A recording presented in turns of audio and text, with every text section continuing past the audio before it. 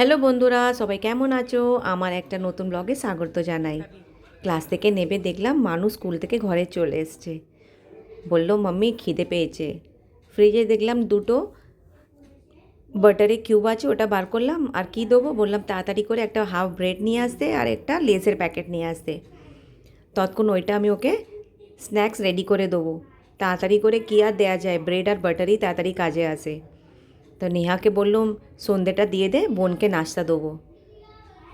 এখানে সন্ধ্যে দেওয়া হয়ে গেছে, এবার নাস্তাটা রেডি করে মানুকে দিয়ে দেবো।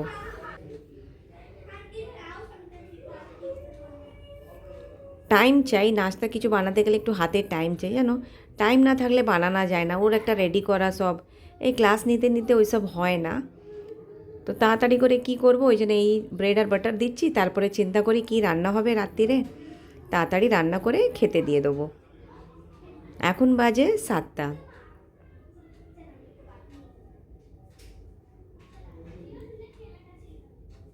এটাকে একটু সাজিয়ে দেবো ততক্ষণ খাবারের জন্য। এইসব পেলে বাচ্চারা তো খুশ।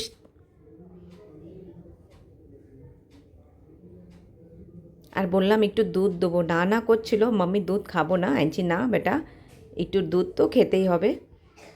ফুল গ্লাস দিচ্ছিলাম লেকিন বললো না, তো ওই জন্য একটু কমিয়ে দিয়েছি। নাহলে এক্ষুনি কান্নাকাটি করবে দুধ খাওয়ার জন্য, একদম পছন্দ করে না। আর এখানে আমি একটু চা নিয়েছি। আজকে আমিও বাচ্চাদের মতন একটু স্ন্যাক্স আর ব্রেড নিয়ে বসেছি। তা আমার এই ছোট্ট ব্লগটা কেমন লাগলো বলবে।